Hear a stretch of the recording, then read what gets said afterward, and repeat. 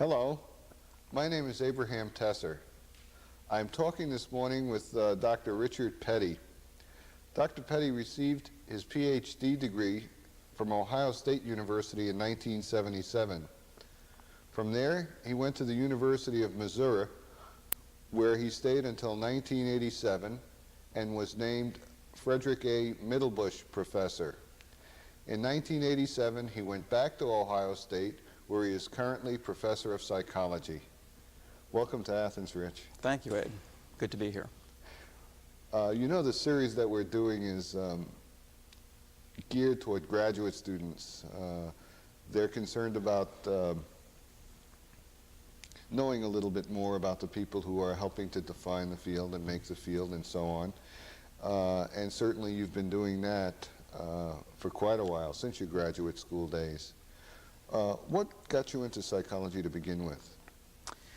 I was a political science major as an undergraduate at the University of Virginia, very interested in studying politics and how people form their decisions about for whom they should vote, things like that. And it turned out that the political science department, actually called Government and Foreign Affairs at the University of Virginia, focused a good deal on political theory. Political theory is very interesting, but there wasn't really very much of an empirical basis to it, which is what I was very interested in. So quite late in my undergraduate career, I took this course in social psychology, where all of a sudden I started to see all this tremendous relevance of the kind of work being done in social psychology to the kinds of things that I was interested in at the time. Who was the instructor of the course, by the way? The instructor of the course was a professor named Lubalin, who is no longer there, but received his PhD at the University of Michigan, and was really a very engaging person who was one of those people who would talk to after class and listen to your ideas and so forth. And I ended up taking a course, really sort of a graduate level course in attitudes from him, and that moved me directly to something I was really very interested in. And so when you finished up, he advised you about places to go? Yes, sort of at the very last minute. It was no more law school, which was my intent at the time, and I decided that I'd at least take a stab at social psychology, not knowing very much more about it than this one introductory course and this course in attitudes. And at the time, since I was interested in this, I was talking to him and one or two other faculty about where do you go? Right. This was 1973. Where do you go to study attitudes? And the professor got sort of a long, drawn look on his face and said, well, I hate to tell you this, Rich, but nobody's studying attitudes anymore. The field is, it's gone on to other things. Are you interested in attribution theory? This is what people are doing these days. And then he said, well, there actually is this group that just published something several years ago, this group of faculty, Greenwald, Brock, and Ostrom at Ohio State, that in '68 published this compendium of chapters that dealt with attitudes. And that's the last thing I remember that was really being done. So maybe the people there are still interested in this. So I thought, well, that's where I should go. At least I should find out. And went, and actually after I got there, it turned out most of them were not studying attitudes anymore, but fortunately maintained a strong interest and were willing to work with someone who was interested in it. Well, it's certainly the case that the history of attitudes has sort of come and gone. It has remained a mainstay, I would think, in social psychology throughout its modern history. And the work that you've done has helped put it back sort of on the front burner. At the time, as I recall, the group at Ohio State was probably the best-known group in the area of attitudes. And you worked, as you told me, with a couple people, one who still remains at Ohio State and one who was visiting at Ohio State. Mm-hmm. When I first got there, I was quite lucky in that Bob Cialdini, who was a relatively junior faculty member at the time, was on a visiting appointment there. And we began some research immediately looking at something that you know about quite well, polarization and moderation effects as a result of anticipating discussion with a group. And it had turned out that Bob came to Ohio State with some data from Columbia that needed some follow-up work. And at the time, Bob thought that one of the critical variables in understanding some of this moderation or polarization effects that he had observed was how involving the issue was to the students. And he had measured involvement in this research and saw that it was taking a moderation role. So it turns out the very first study I really did at the time had to do with trying to manipulate involvement and looking at different kinds of effects. And so that first study with Bob, in some sense, was very important. I had no idea at the time how important some of the ideas that we were kicking around were, but ultimately it proved to be very, very important, influential. Certainly, the notion of involvement is crucial to the elaboration likelihood model that you've come to be associated with, and that has shaped so much of what we're doing now. Where did you come up with the notion of central processing, peripheral processing? It's difficult to know exactly at what point something occurs to you, but as I tried to think about that, in fact, in part in preparation for talking with you today, there were a number of things I think that were important. In high school, I was on the debate team. And what debate is all about, of course, is to try to convince people of the merits of your position. That's what you do. You take an argument as strongly as you can. You come up with the strongest arguments you can possibly come up with. And I recall quite vividly, as a member of this team, we were reasonably successful here and there. But one thing that debate coaches, the kind of feedback I would always get, was that I was relying on arguments too much. That's and interesting. sometimes the arguments are a little complicated, and the advice I would get sometimes is, well, why don't you rely on a quotation from somebody who's well known and an expert? This will impress the judges out there who don't really know about these topics so much, or don't really care about them. In high school tournaments, the judges see debate after debate after debate after debate. So today we'd say they're sort of in a limited processing mode in some sense. It would be just tedious to keep up with all the different ins and outs of every argument. So they're looking for other kinds of features to judge who's winning, who looks confident up there, who doesn't give in, who can cite the best sources. And at the time, this always bothered me because I thought that this isn't the way to judge who has the best position or who doesn't. But it's effective. It was effective, and so these would be, on a debate team, these would be tricks you could use. Pull out the better the source you could have, the more prestigious. And so forth, the better, or the more sources you could say. I have 25 sources in my little file that take this position, and the other side could only come up with 3 or 4 sources, and at some level it didn't really matter what the sources had to say. So that kind of idea was always sort of lingering, that there are these 2 different ways of influencing people, relying on the merits of what's said as opposed to sort of relying on these other kinds of cues. But then that was somewhat dormant, and as a graduate student, I got interested in political science and those kinds of things, where some of the same themes emerge.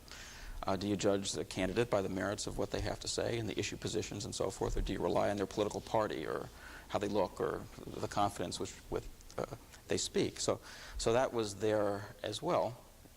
The first formal thought I began to putting this all together in some sort of formal framework actually was a challenge from my dissertation advisor, Tim Brock at Ohio State, who sat me down one day and said, the best dissertations are those that come up with some sort of general theory or model. This is what you need to do for your dissertation.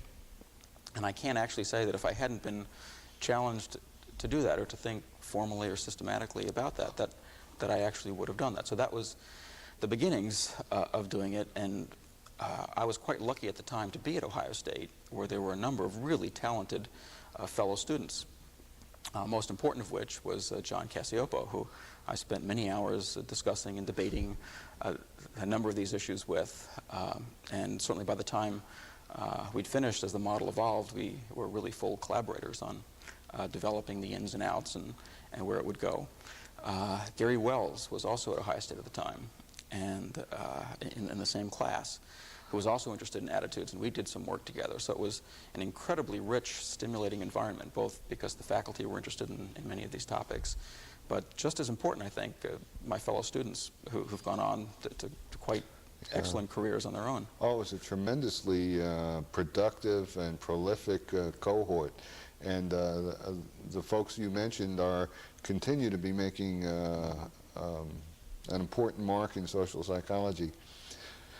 The ELM model itself, though, is tremendously integrative. It took a lot of the work that was done, for example, in the Yale program. It combined it with a motivational emphasis. When you start to talk about involvement, you've got the motivational component.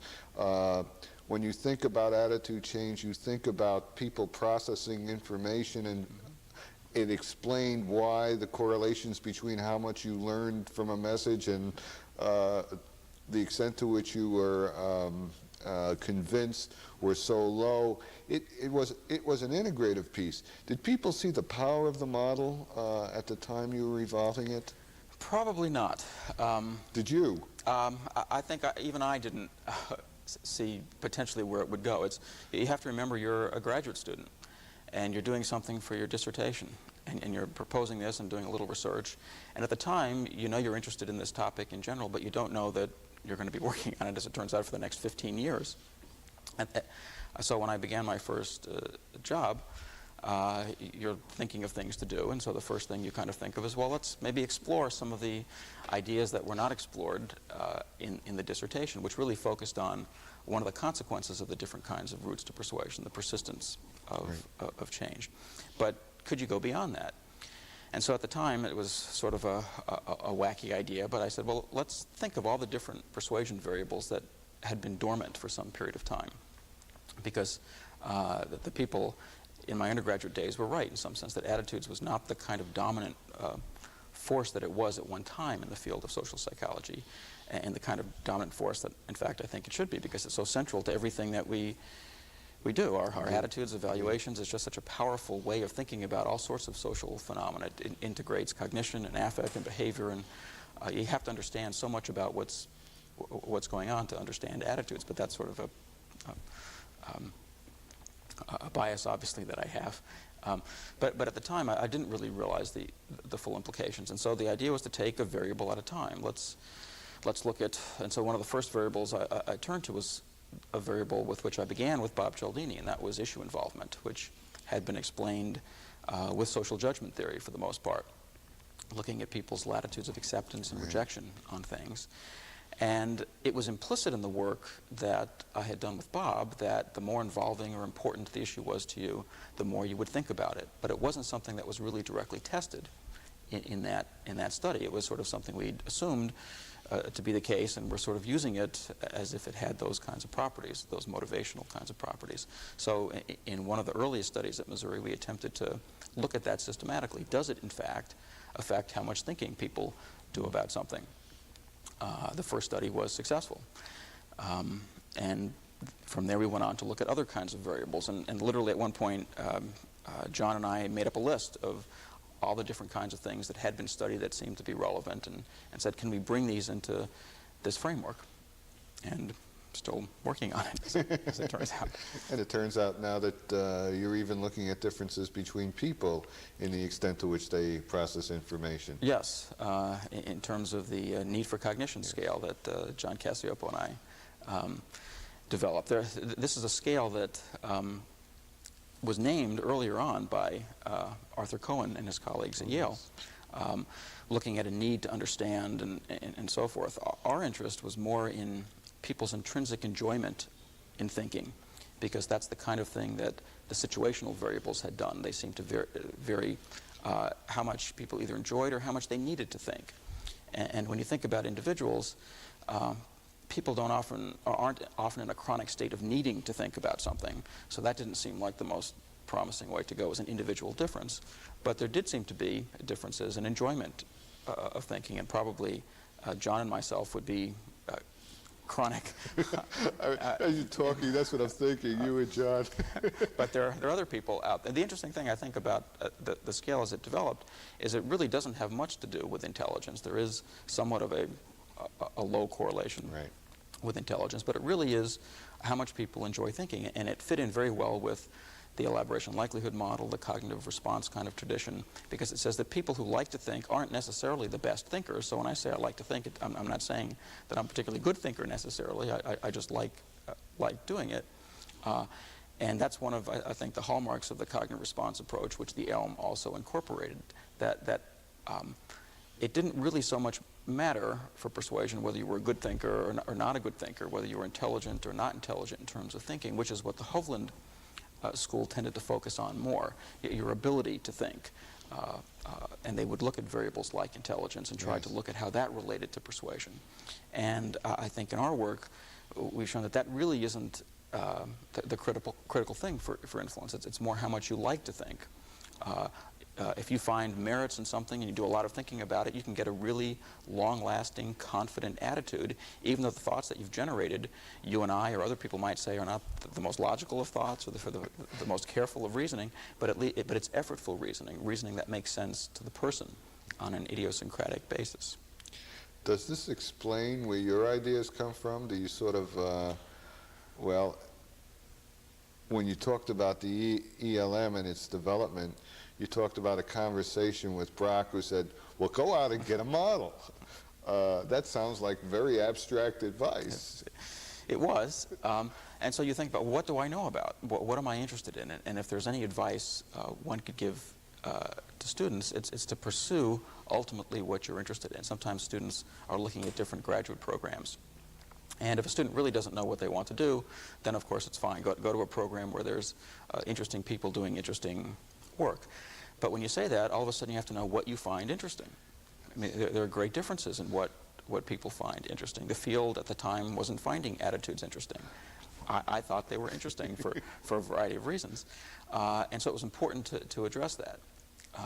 And I think to some extent you're going to be more successful with ideas if you have a good sense of what feels right to you, what's intuitive, in the sense that there are certain topics in social psychology for which I couldn't possibly predict what the outcomes are, and I look at the results of someone's study and I go, that's amazing. I never would have thought that would have happened, or people would engage in those kinds of behavior. And I know this is not something I should study because I'd constantly have the wrong hypotheses.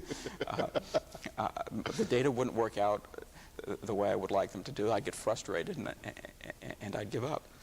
Sometimes I have students or talk to students who say, gee, everything is interesting to me.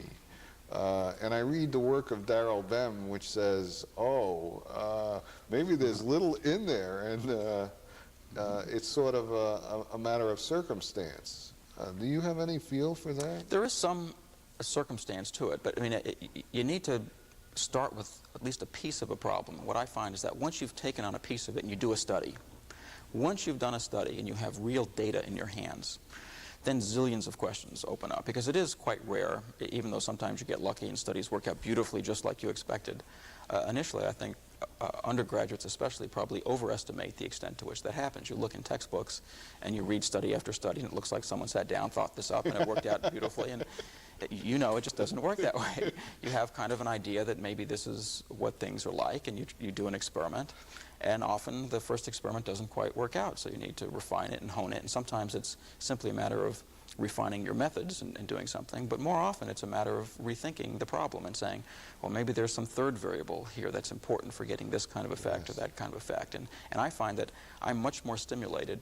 I'm a person who has some difficulty. For example, if you were to ask me, outline the next 7 studies that need to be done, you can do that, but what I've learned is that that's not really a useful exercise, because the studies don't work that way. After the first or second one, you know, oh, this is where I need to go. This is the thing that's really interesting, and sometimes it is unexpected. And then the studies start rolling and going. So when students sit down and think, I can't think of 10 studies to do, I'll never be a successful social psychologist, that's not the best way to think about it. Do a study, and now that you see what's happened, do you have ideas about why it happened this way as opposed to that way? Do you have ideas now about where to go? And that's, I think, a much better predictor of what's going to be successful or who's going to be successful and who might not be. At least it works for me that way. Well, the research that you've produced has been coherent in the sense that it seems to be adding to a body. That is, we come out feeling a little bit more comfortable about what we know about the principles of attitude change and persuasion. Is there anything new on the horizon? What do you look to be doing in the next 5 years or so? There are a number of different kinds of things that I'm particularly interested in working on. What we're working on right now has to do with the role of emotion in attitude change. And this is a topic, like many others, that comes and it goes, it comes and it goes. And it's a fascinating topic because it has so many little pockets of things. There's research on fear and what it does, and there are models of fear. There are now models of positive kinds of mood states. There are other kinds of models that are there. And I think we're at an exciting time now because research in psychology in general is moving toward understanding emotion to a greater extent. And we've had a cognitive revolution, and we may be having an emotional revolution. So the time is now right for looking at the role of emotional processes in attitude and in belief change. And it's something that everybody knows, that there has to be big differences when someone's passionate about something. So the notion of the strength of attitudes, social psychology, as you know, has been criticized for looking at college students who are studying issues of some trivial issues. And so I think some of our work on involvement has attempted to look at issues of greater relevance. But even there, we're only scratching the surface in terms of the kinds of issues that are really consuming and arouse people's passion. So I think that's one direction that in the next 5 to 10 years we'll see a lot of interesting work on. Another thing that I'm beginning to get more involved in, and I think partially this is a function of how your career goes. Once people start to think you have some expertise on something, they start to ask your advice about things of relevance to society. So I find myself being asked to comment or serve on committees that deal with things like changing America's diet to reduce cholesterol. What do we know as persuasion experts to deal with these kinds of things? And so you start to think about your work in a different way, or what can we do about AIDS education, which is interesting to me because it carries a lot of the kinds of complex variables that I'm interested in right now, like emotions and fear and things like that. So it provides a really rich topic. So I see myself a bit, not certainly moving in that direction exclusively, but starting to look at some of those kinds of issues and see the extent to which we can bring them into the laboratory and expand the domains of the model into some greater areas of social relevance. Interesting, interesting. We'll certainly be looking forward to what comes next. Thank you very much for talking with us this morning, Rich. Thank you, Ed.